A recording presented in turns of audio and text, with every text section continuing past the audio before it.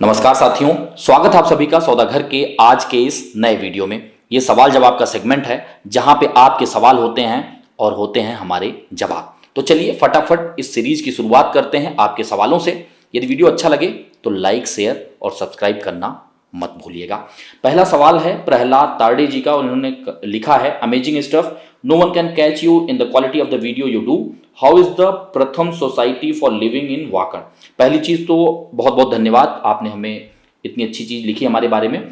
जो आपका सवाल है how is the Pratham society for living in Wakad, तो एक चीज देखें, जो आपकी प्रथम बंगलो सोसाइटी, आई थिंक आप इसकी बात कर रहे हैं, जो कि towards on the Ravet BRTS road की तरफ है और इसके चारों तरफ अगर आप देखें तो अनऑर्गेनाइज सेक्शन ज़्यादा फैला हुआ है।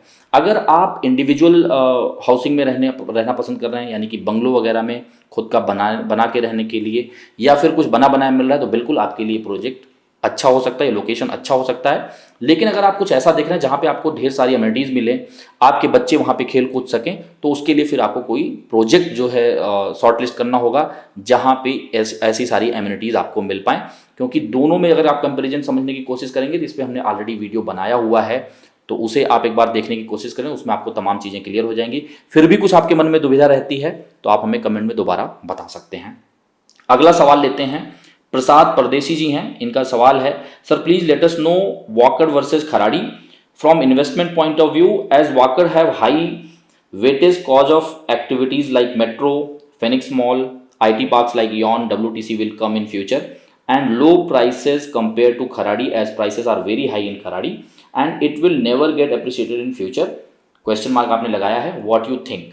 देखिए पहली चीज़, अगर हम कंपैरिजन की बात करें तो इसके लिए डेडिकेटेड वीडियो की जरूरत पड़ेगी। फिर भी अगर कुछ पॉइंटर्स की बात करें, वाकड़ जो है वो PCMC के अंदर आता है, खराड़ी जो है वो PMC के अंतर्गत आता है। अगर आप रोड डेवलपमेंट, इंफ्रास्ट्रक्चर डेवलपमेंट की बात करेंगे तो नो डाउट PCMC कहीं अच्छा है PMC के मुकाबले में।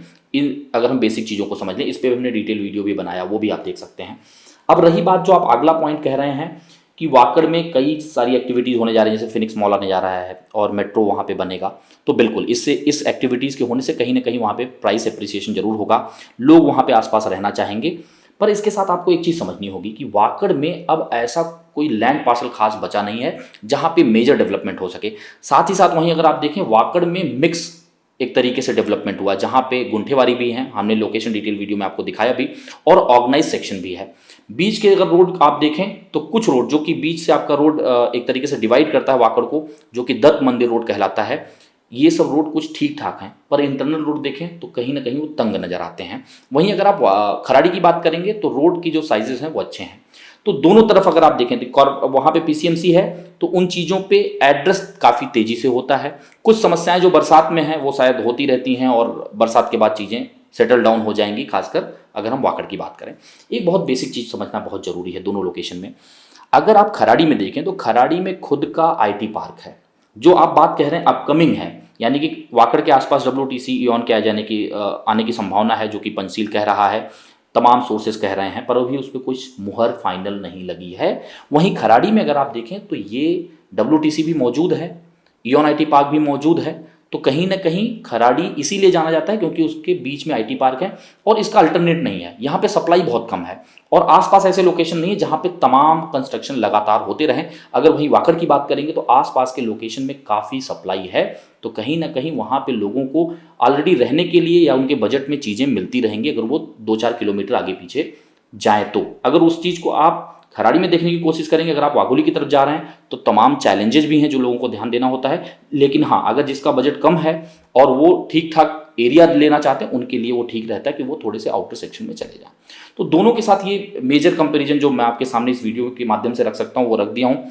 कोशिश रहेगी कि जब कंपैरिजन वीडियो बनाए तो उसमें हर एक पॉइंट हम लोग कवर कर सकें। आगे जो आप लिखना चाह रहे हैं, मेट्रो, हाँ ये एक अच्छी चीज़ है कि वाकड़ में मेट्रो ऑलरेडी डिक्लेयर हो चुका है और वाकड़ चौक के पास ये आएगा। खराड़ी में अभी ये चीज़ डिक्लेयर नहीं है। जो आपका रामवाड़ी का सेक्शन एक्सटेंड होगा टिल वाघोली, वो उसमें कहीं ना कहीं खराड़ी कवर होगा, पर अभी ऐसा कोई काम या ऐसा कोई ब्लूप्रिंट तैयार नहीं हुआ है, वो एक्सटेंशन में बात कही गई है। तो ये भी एक बेसिक फ़र्क जरूर है। जहाँ तक रही बात एप्रिसिएशन की, ऐसा नहीं कहा जा सकता कि खराड़ी सेचुरेटेड है, नहीं, कल्याणी नगर कोरेगांव पार्क के बारे में अगर बात कही जाए तो ये बिल्कुल सही है कि वो सैचुरेटेड है, लेकिन आप खराड़ी की बात करेंगे तो यहाँ बहुत ज़्यादा स्कोप है।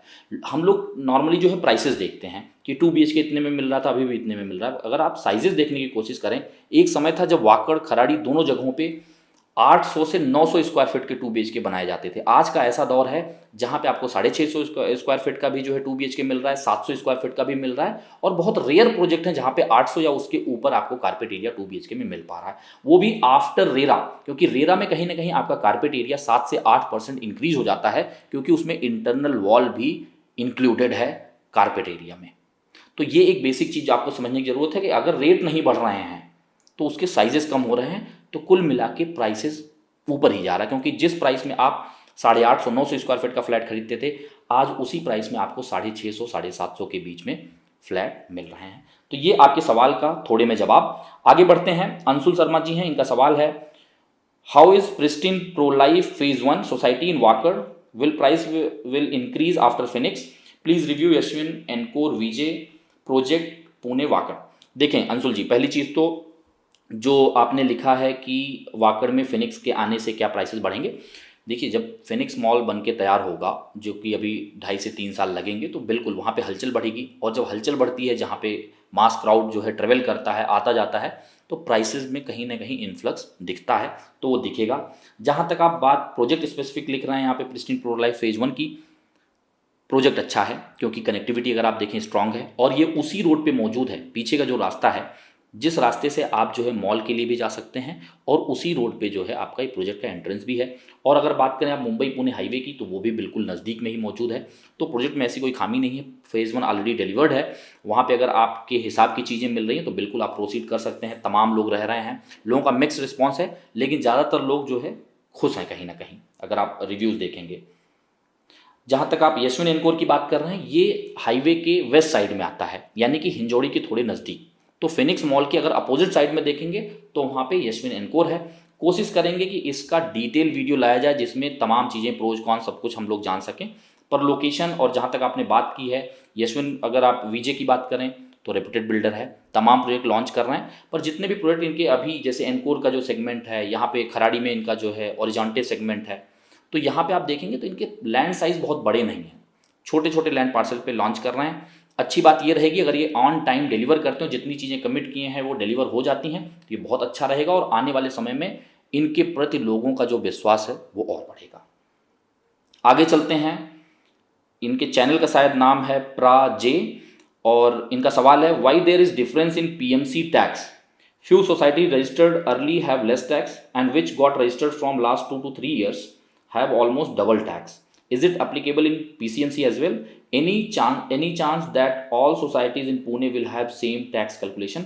देखिए, पहली चीज़, ऐसा कभी नहीं हो सकता कि सारी सोसाइटीज़ को एक कैलकुलेशन पे टैक्स जो है कैलकुलेट कर लिया। रीज़न क्या होता है, मान लीजिए आपने कोई प्रॉपर्टी 5 साल पहले खरीदी हुई है और उसका पोजीशन आपको एक तरीके से 5 साल पहले मिला हुआ है, तो वहाँ की जो मालियत थी, हिंदी में मालियत कहते हैं जिसको, आप कहते हैं कि उस वहाँ का सर्कल रेट क्या है, उसके हिसाब से उसका कैलकुलेशन निर्धारित किया गया था, और उस हिसाब से आपको जो है प्रॉपर्टी टैक्स देना होता है। क्योंकि इसका नाम ही है प्रॉपर्टी टैक्स, यानी कि जो आपकी प्रॉपर्टी की वैल्यू है उसके हिसाब से टैक्स आपका लिया जाता है।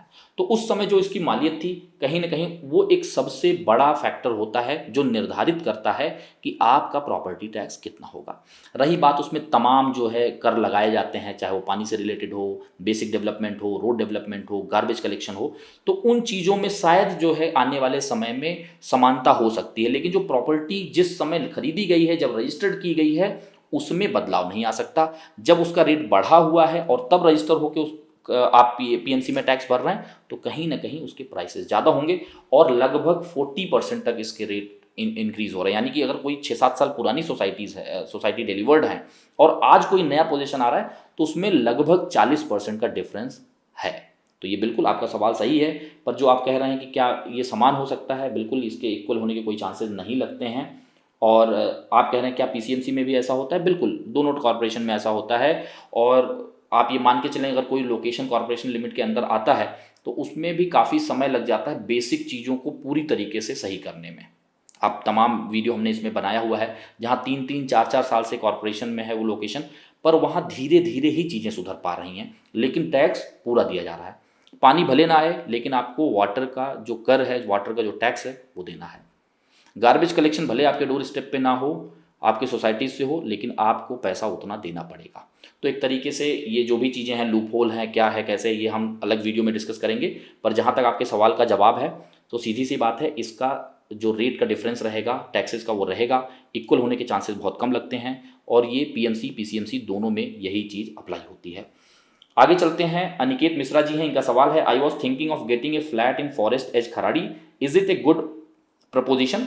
देखिए, अगर आप कम एम्यूनिटीज़ के साथ, कम ओपन स्पेस के साथ कोई प्रॉपर्टी लेना चाहते हैं, 2 BHK लेना चाहते हैं, तो बिल्कुल अच्छा सेगमेंट आपके लिए हो सकता है, क्योंकि इस पूरे प्रोजेक्ट में सिर्फ 2 BHK प्रोवाइड किए गए हैं। 2 ही टावर हैं, दोनों के 2 फेज, यानी दोनों बिल्डिंग एक एक फेज में बनाई जा रही है। एक बिल्डिंग का जो है आप देखें तो पेंटिंग का काम चालू हो चुका है, लेकिन प्रोजेक्ट डिले हुआ है, तय सीमा से जो है इसका पोजीशन डिले हुआ है। अगर आप इसके रेरा को भी चेक करेंगे तो 20 जुलाई इसी महीने जो इसका नया अपडेट आया है, इसके अनुसार फेज 1 यानी बिल्डिंग 1 का जो आपका पोजीशन है वो जून 2023 में एज पर रेरा प्रपोज्ड है। वहीं अगर आप फेज 2 की बात करेंगे तो वो जून 2025 में आपका जो है निर्धारित किया गया है, एज पर न्यू करेक्शन, जो कि 20 जुलाई इसी महीने हुआ, जो मैंने आपको बताया। तो ये एक कंसर्न है कि पोजीशन डिले हुआ है। बाकी अगर कम एम्यूनिटीज़ के साथ आपको लेना है तो एक अच्छा ऑप्शन हो सकता है, लोकेशन भी अच्छा है। पर अगर आपको एम्यूनिटीज़ ज़्यादा चाहिए, ओपन स्पेस ज़्यादा चाहिए और जल्दी पोजीशन चाहिए, तो आपको बाकी ऑप्शन भी एक्सप्लोर करना चाहिए। आगे चलते हैं। आशीष जी हैं और इनका सवाल है, can you review ANP Atlantis project in Baner, what are your views on the builder profile, background and proximity to a river a concern. आपने क्वेश्चन मार्क लगाया है। Thanks for your inform detail videos, thank you so much. देखें, पहले एक एक चीज़ों पे बात कर लेते हैं। आपने यहाँ पे आशीष जी पहला सवाल आप पूछ रहे हैं कि ANP Atlantis project in Baner review करिए। तो अब रिव्यू कब आ पाएगा वो मैं आपके साथ कमिट नहीं कर सकता, क्योंकि तमाम जो है हमने ऑलरेडी रिक्वेस्ट पेंडिंग रखे हुए हैं, पहले उसको कवर करेंगे, उसके बाद इसका नंबर आएगा। लेकिन इसको थोड़े में आपके लिए यहाँ पे ही इसी सवाल जवाब सेगमेंट में कवर कर लेते हैं। अगर आप बिल्डर के रेपुटेशन की बात करेंगे तो बिल्डर का रेपुटेशन है मार्केट में, काफ़ी प्रोजेक्ट इन्होंने डिलीवर किए हुए हैं। और अगर आप आगे का जो आपका सवाल है, बिल्डर प्रोफाइल हमने बता दिया आपको, background and is proximity to river a concern. देखिए, कंसर्न नहीं है, लेकिन एक चीज़ मैं आपको बताना चाहूँगा, जो रिवर है, रिवर के बाद इन्होंने एक रोड दिखाया हुआ है वाइड, उसके बाद एक इंटरनल रोड है। तो रिवर के बारे में पहले आप एक चीज़ समझ लें, कोई भी रिवर है तो उसकी 3 लाइनें निर्धारित होती हैं। एक ग्रीन लाइन कही जाती है, जहाँ पे गर्मियों के समय या संभवतः हमेशा जो उसका जल स्तर होता है उसे ग्रीन लाइन कहा जाता है। जब वो बरसात के समय या बरसात के बाद थोड़ा सा उसका लेवल ऊपर आता है तो वो ब्लू लाइन उसको निर्धारित किया जाता है, उसको ब्लू लाइन के नाम से मेंशन भी किया जाता है जितने भी आप ब्लूप्रिंट वगैरह देखेंगे। उसके बाद जो फाइनल लाइन आती है वो आती है रेड लाइन, यानी कि जो पीछे इनके रिकॉर्ड्स रहे हैं कि जब फ्लड की सिचुएशन हुई है या ज़्यादा पानी का फ्लो उसमें आया है, चाहे डैम से पानी छोड़ा जाए या ज़्यादा बरसात हो, तो वो रेड लाइन जहाँ जहाँ टच किया, जहाँ तक वो रीच किया है मैक्सिमम लेवल, वहाँ पे रेड लाइन निर्धारित होता है। पर इस प्रोजेक्ट के साथ ये चीज़ है कि ये भले लग के है नदी से, लेकिन जो आपका ब्लू लाइन है वो कहीं ना कहीं जो इन्होंने रोड दिखाया, इंटरनल रोड के बाद एक इन्होंने river front kind of road वहाँ पे दिखाया हुआ है अपने लैंड पार्सल के हिसाब से, थोड़े में ब्लूप्रिंट में अगर मैं चेक करके आपको बताऊं तो वो सेक्शन पे आपका आता है ब्लू लाइन, जिसका मोटा मोटा अगर आप सी लेवल की बात करेंगे 554.6 के आसपास जो है सी लेवल वहाँ पे आता है। जो रेड लाइन है वो महज 1 मीटर और ऊपर, अगर 1 मीटर जल का स्तर ऊपर होता है, 3-3.25 फीट ऊपर होता है, तो वो रेड लाइन के आसपास आता है। 3-3.25 फीट का हाइट में ऊपर उठना नदी का, यानी कि बहुत बड़ी बात है। कुछ बहुत भारी मात्रा में बारिश हो या डैम से काफ़ी ज़्यादा मात्रा में जो है पानी छोड़ा जाए, तभी ऐसी सिचुएशन आएगी। तो वो रेड लाइन भी इनका जो इंटरनल रोड है, जो पीछे के साइड इन्होंने दिखाया हुआ है, वहाँ पे है। तो ऐसी कोई प्रॉब्लम नहीं है, क्योंकि जो अथॉरिटीज़ ने सैंक्शनिंग दी है, कहीं ना कहीं इन सब चीज़ों को वो मद्देनजर रख के ही चीज़ों को सैंक्शनिंग देते हैं। जहाँ तक रही बात प्रोजेक्ट की, अगर आप देखेंगे तो लगभग 4 एकड़ का प्रोजेक्ट है और इसमें जितने भी विंग हैं उनको एक दूसरे से टच करके बनाया गया है। ये एक चीज़ हो सकती है कि जिनको ज़्यादा ओपन पसंद हो वो उनके मन में ये चीज़ रहती है कि एटलीस्ट एक बिल्डिंग के बाद या एक बिल्डिंग में 2 विंग हैं तो उसके बाद थोड़ा सा गैप रहे तो ज़्यादा अच्छा है। वो चीज़ नहीं है, सारी की सारी बिल्डिंग एक दूसरे से लगी हुई हैं, तो आपके पास साइड साइड ही जो है मिलता है, चाहे वो लाइट के लिए हो चाहे वेंटिलेशन के लिए हो। अगर फ्यूचर में अगल बगल में कोई टावर्स आते हैं और वो हाई राइजेज आते हैं इससे ऊपर, तो थोड़ा बहुत यहाँ पे लाइट और वेंटिलेशन का कंसर्न आ सकता है। तो थोड़े में आपके सवाल का ये रहा पूरा जवाब। आशा करते हैं आप जो चाहते हैं वो आप तक मिल चुका होगा। यदि कुछ आप लोगों में से किसी का भी ऐसा कंसर्न है कि आपको लग रहा है कि नहीं कुछ और समझना है, तो आप हमें कमेंट में लिख के बताएं। हमने डिस्क्रिप्शन में अपना व्हाट्सएप का डायरेक्ट लिंक दिया हुआ है, वहाँ पे भी आप क्लिक करके हमसे डिटेल डिस्कशन कर सकते हैं, प्रोजेक्ट स्पेसिफिक या लोकेशन स्पेसिफिक। आगे चलते हैं, अगला सवाल है दीपक ठाकुर जी का, और इन्होंने सवाल किया है if we buy property in township और building then does the owner have right on the land as well, please explain. देखिए, अगर आप टाउनशिप या बिल्डिंग में खरीद रहे हैं तो पहले आपको ये देखना होगा वो प्रोजेक्ट या वो टाउनशिप किस कैटेगरी का है। अगर वो लीज होल्ड लैंड पे बनाया जा रहा है तो वहाँ पे आप लैंड की ओनरशिप नहीं आपको मिलती है, यानी कि उसके बदले में आप ऐसा नहीं कि आप इंटाइटल्ड हैं उतने लैंड पार्सल के लिए, प्रोपोर्शनेट लैंड पार्सल के लिए जितना बड़ा एरिया आप ले रहे हैं। लेकिन अगर वो फ्री होल्ड लैंड है, चाहे वो टाउनशिप हो या फिर प्रोजेक्ट हो, अगर वो फ्री होल्ड है, मान लीजिए आपने 800 स्क्वायर फीट का फ्लैट लिया हुआ है और प्रोजेक्ट का साइज एक्स है, तो उस 800 स्क्वायर फीट का जितना प्रोपोर्शनेट एरिया उस लैंड पार्सल पे बन रहा है उतने के शेयर होल्डर आप बनेंगे। और कभी फ्यूचर में 50 साल बाद 70 साल बाद अगर रिकंस्ट्रक्शन आता है तो उसी प्रोपोर्शनेट हिसाब से आपको पैसे या बड़ा फ्लैट का साइज या 2 फ्लैट या 1 फ्लैट मिलने की संभावना रहती है। तो यानी कि ये मोटे तौर पे डिपेंड करता है कि वहाँ का लैंड टाइटल क्या है और किस तरह के लैंड पे वो कंस्ट्रक्शन किया जा रहा है।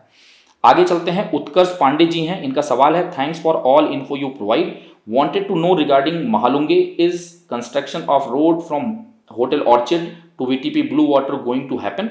देखिए, पहली चीज, जो आपका रोड कंस्ट्रक्शन है बिल्कुल होगा, पर कब होगा इसके बारे में कोई नहीं बता सकता।